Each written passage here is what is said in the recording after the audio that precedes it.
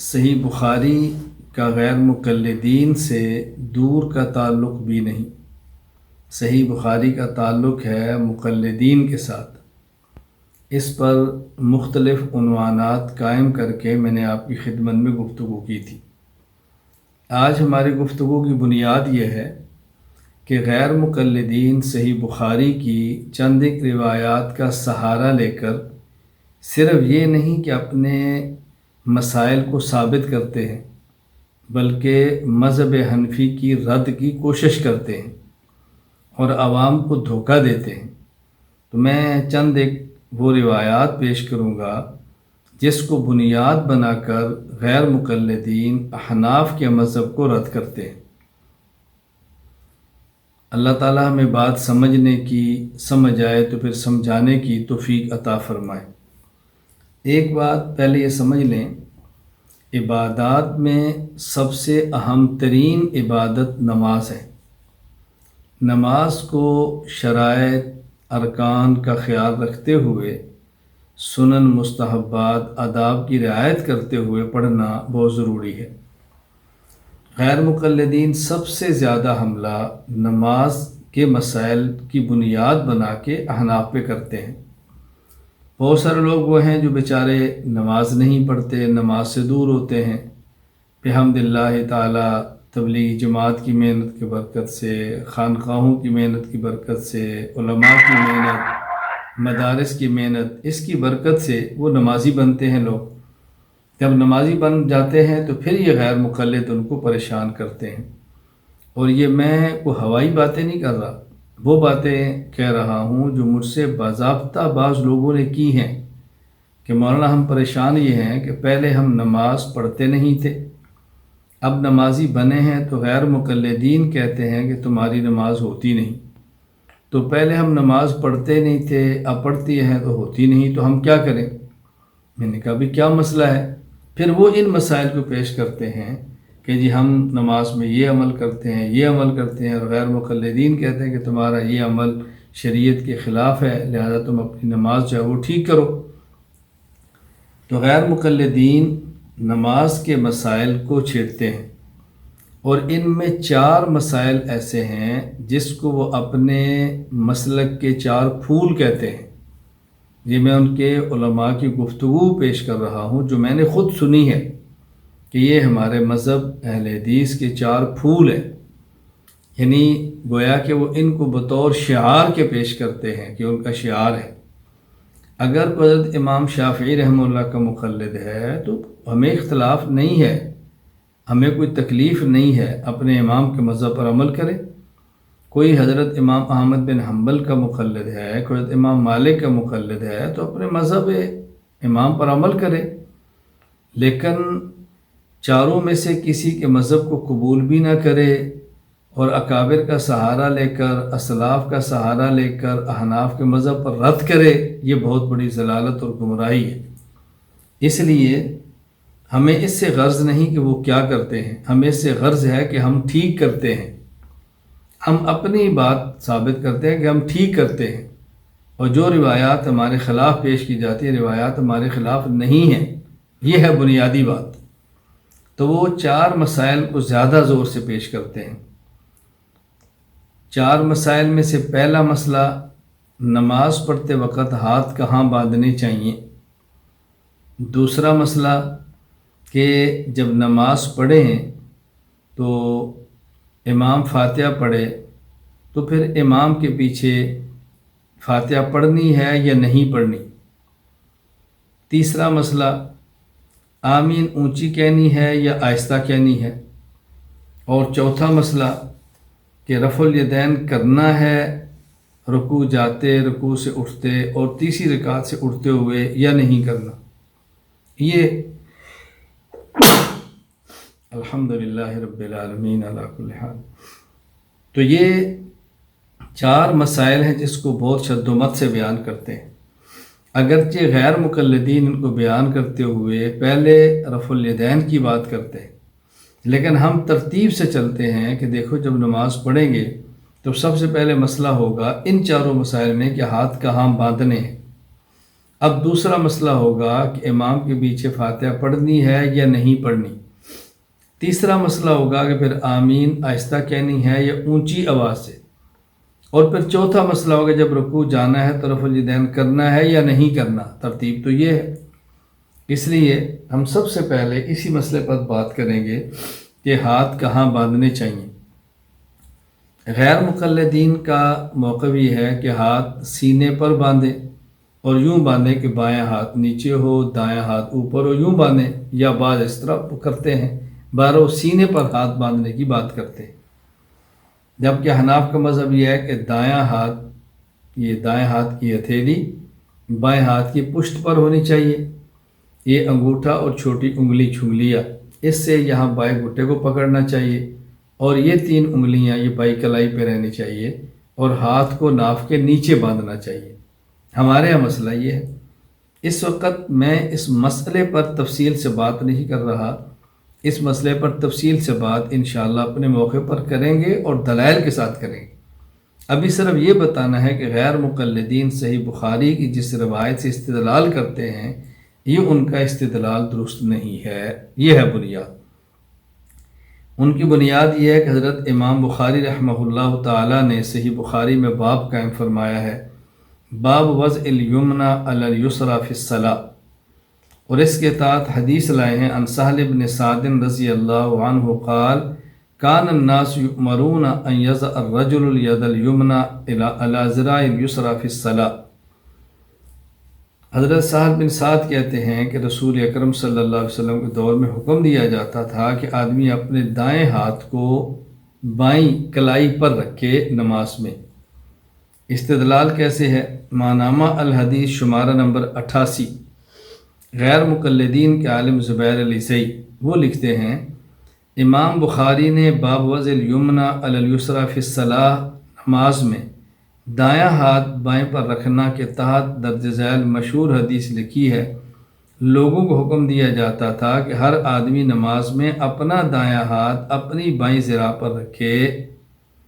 آگے لکھتے ہیں ہاتھ کی بڑی انگلی سے لے کر کونی تک حصے کو ذراع کہتے ہیں، اور پوری ذراع پر ہاتھ رکھنے سے خود بخود سینے پر ہاتھ آ جاتے ہیں۔ تو اس حدیث کو بنیاد بنا کے اپنا انہوں نے مسئلہ بیان کیا۔ جوابات سماعت فرمائیں۔ پہلا جواب یہ ہے کہ یہاں الصدر سینے کی وضاحت نہیں ہے کہ ہاتھ سینے پر رکھنا ہے، اس کا کوئی ذکر موجود نہیں ہے، تو یہ تمہارے موقع پر دلیل نہیں بن سکتی۔ دوسرا جواب، ان کی دلیل کی بنیاد یہ ہے کہ اس حدیث میں لفظ ذراع ہے، اور ذراع کہتے ہیں ہاتھ سے لے کر کونی تک، یہاں سے لے کر یہاں تک، یہ مکمل ذراع ہے، لہٰذا جب پورے ذراع پر ہاتھ رکھیں گے تو سینے پر آئے گا۔ حالانکہ یہ بات بھی غلط ہے، آپ دیکھیں ذراع پر رکھیں تو سینہ ضروری نہیں ہے، آپ نیچے کر لیں، ناف کے اوپر ہوگا اور سینے سے نیچے ہوگا، تو یہ بات بھی غلط ہے۔ تیسری بات، اگر ذراع کا معنی یہ ہے لغت کے اعتبار سے کہ ہاتھ کی انگلیوں سے لے کر یہ کونی تک کے حصے کو کہتے ہیں، تو حدیث پاک میں لفظ ید ہے، حکم دیا جاتا کہ ان یضع الرجل الید الیمنی، دائیں ہاتھ کو بائیں ذراع پر رکھے، اور ید لغت میں کہتے ہیں المعجم الوسیط میں ہے الید من اعضاء الجسد وہی من المنکب الی اطراف الاصابع، یعنی انگلیوں کے کناروں سے لے کر یہ کندھے تک یہ سارے کا سارا ید ہے۔ القاموس الوحید میں ہے ید اس کا اطلاق مونڈے سے انگلیوں کے کنارے تک ہوتا ہے۔ اب غیر مقلد یعنی دائیں ہاتھ کو یہاں سے لے کر کندھے تک، بائیں ہاتھ کی جو کلائی ہے ہاتھوں سے لے کر کونی تک یہاں پورا رکھ کر دکھائیں، تو اگر ذراع کا لغوی معنی لیا ہے تو پھر ید کا بھی لغوی معنی لے لیں، تو دونوں کو استدلال کریں اور ہاتھ رکھ کر دکھائیں، تو پھر اندازہ ہوگا کہ غیر مقلد کہتے کسے ہیں، پھر اندازہ ہوگا کہ استدلال کیسے کسے ہیں، اور غیر مقلدین کی عقل اور دماغ کتنی ہے یہ خود محسوس ہو جائے گا۔ اور چوتھا جواب یہ ہے کہ دیکھیں اگر آپ نے استدلال کرنا ہے تو ساری اس عنوان پہ روایات کو جمع کریں تو آپ کو اندازہ ہوگا کہ اس حدیث کا مطلب کیا ہے۔ آپ ساری روایات کو جمع کریں۔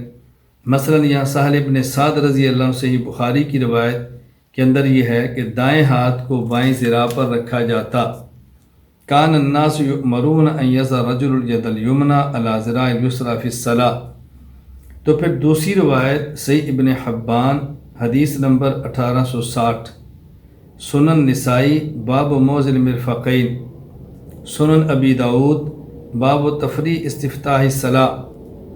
یہ حدیث وائل بن حجر رضی اللہ عنہ سے فرماتے ہیں لانظرن الی رسول اللہ صلی اللہ علیہ وسلم کیف یصلی قال فنظرت الیہ قام فکبر ورفع یدیہ حتی حاذتا اذنیہ ثم وضع یدہ الیمنی علی ظہر کفہ الیسری والرسغ والساعد۔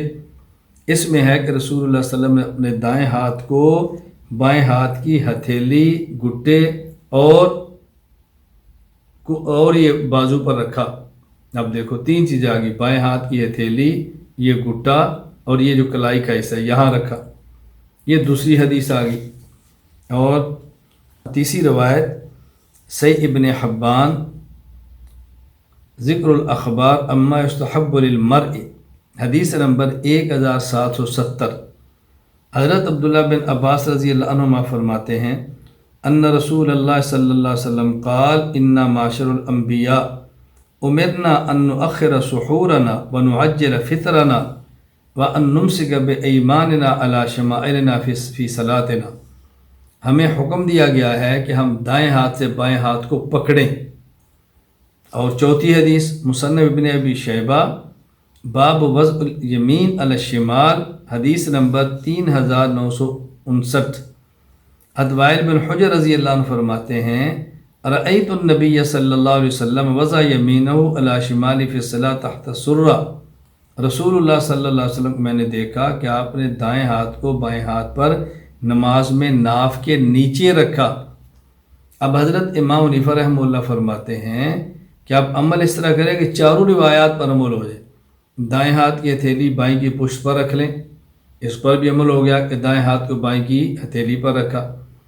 دائیں ہاتھ کے انگوٹھے اور چھوٹی انگلی سے بائیں کو گھٹے سے پکڑیں، اس پر بھی عمل ہو گیا، گھٹے پر رکھا، اور اس پر بھی عمل ہو گیا کہ دائیں ہاتھ سے بائیں کو پکڑا اور تین انگلیاں یہ کلائی پر رکھیں۔ اس پر بھی عمل ہو گیا کہ دائیں ہاتھ کلائی پر رکھتے تھے اور ناف کے نیچے باندھیں۔ تو چاروں روایات پہ عمل ہو گیا۔ خلاصہ یہ ہے نمبر 1 جواب کہ غیر مقلدین نے جو بخاری شریف کی روایت پیش کی ہے اس میں علی صدر سینے کا لفظ نہیں۔ نمبر 2 اس میں لفظ ذراع ہے جو ان کے استدلال کی بنیاد ہے۔ اگر آپ دائیں ہاتھ کو مکمل ذراع پر رکھیں تو سینہ ضروری نہیں، سینے کے نیچے اور ناف کے اوپر ہاتھ آ جاتے ہیں۔ نمبر 3 اگر ذراع کا لغوی معنی انگلیوں کے پوروں سے لے کر کونیوں تک ہے تو ید کا معنی انگلیوں کے کناروں سے لے کر یہ کندھے تک ہے، مونڈے کندھے تک ہے، تو اب ید کو ذراع پر رکھ کر دکھائیں۔ نمبر 4 اگر اس حدیث کی بنیاد پر ہاتھ سینے پر رکھیں گے تو باقی روایات کے خلاف ہوگا، اور اگر احناف کی طرز پر آئیں گے تو پھر تطبیق اور رجوع تمام احادیث پر عمل ہو جائے گا۔ اب دیکھیں صحیح بخاری کی اس روایت کے غیر مقلدین کے مسئلے کے ساتھ دور کا تعلق بھی نہیں ہے۔ یہاں میں ایک بات بطور لطیفہ کے عرض کرتا ہوں کہ ایک جگہ غیر مقلد عالم نے بیان کیا اور اس میں استہزاء بھی کیا، مذاق بھی اڑایا۔ وہاں کے حضرات نے مجھ سے رابطہ کیا کہ ہم نے بیان کرانا ہے۔ میں نے کہا ان کی کیسٹ مجھے بھیجو، میں سن لیتا ہوں تاکہ جواب دینے میں آسانی ہو۔ کیسٹ بھیجی۔ اب انہیں اپنے مسلک کو بیان کرتے ہوئے یہی مسئلہ چھیڑا اور طرز کیا اختیار کیا، کہا جی دیکھو دایاں اگر ہاتھ آپ رکھتے ہیں ناف کے نیچے تو ناپاک جگہ ہے، اور اگر آپ سینے پر رکھتے ہیں تو پاک جگہ ہے۔ تو اگر نماز میں پاک جگہ پہ ہاتھ رکھے تو مسلک اہل حدیث ہے، اور اگر ناپاک جگہ پہ رکھیں تو مسلک احناف ہے۔ اب دیکھو بظاہر کتنا بندے کو پھنسایا جاتا ہے کہ یہ ناف کے زیر ناف جگہ ناپاک ہے اور سینہ پاک ہے، پاک جگہ پہ ہاتھ رکھیں تو مذہب اہل حدیث، ناپاک جگہ پہ ہاتھ رکھیں تو مذہب احناف، تمہاری مرضی جس پہ چاہو عمل کرو۔ میں نے ان کو جواب دیا، میں نے کہا دیکھو اختلاف دائیں ہاتھ میں نہیں، اختلاف تو ہے بائیں ہاتھ کو۔ ہم کہتے ہیں بایاں ہاتھ ناف کے نیچے رکھو، آپ کہتے ہیں بایاں ہاتھ سینے پر رکھو۔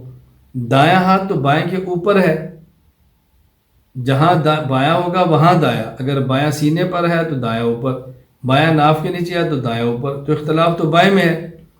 اگر تمہاری بات کو مان لیا جائے کہ زیر ناف جگہ ناپاک ہے اور سینہ پاک ہے، تو سوال یہ کہ بایاں ہاتھ ناپاک جگہ کے لیے ہے یا پاک جگہ کے لیے؟ بایاں ہاتھ تو ہے ہی ناپاک جگہ کے لیے، تو اعتراض تو تمہارے اوپر ہونا چاہیے تھا کہ جو ہاتھ ناپاک جگہ کے لیے ہے وہ تم نے پاک جگہ پہ رکھا کیوں ہے؟ الٹا چور کوتوال کو ڈانٹے، سوال تمہارے اوپر تھا اور تم سوال ہم سے کر رہے ہو۔ پھر میں نے کہا اگر اس کو بنیاد بنائے تو ایک سوال میں بھی کر دیتا ہوں، میں آپ سے کہتا ہوں تمہاری بات مان لی جائے کہ سینہ پاک اور زیر ناف جگہ ناپاک، تو پھر ہم بھی کہہ دیں گے کہ دیکھو یہ داڑھی ہے، اگر یہ سینہ پاک جگہ پر آئے تو مذہب احناف ہے، اور اگر یہی داڑھی کے بال پاک ناپاک جگہ تر چلے جائیں زیر ناف تو مذہب اہل حدیث ہے۔ تم اس کا کیا جواب دو گے؟ جو تم نے ڈھکوسلا پھینکا میں نے تو اس کا جواب دے دیا، اور تمہاری ہی بات کو بنیاد بنا کر جو میں نے سوال کیا تم اس کا جواب دو۔ تقریباً میرا خیال ہے کوئی 12 سال کا عرصہ گزرنے والا ہے، ابھی تک میرے سوال کا جواب نہیں آیا، اور انشاءاللہ معقول انداز میں آئے گا بھی نہیں انشاءاللہ۔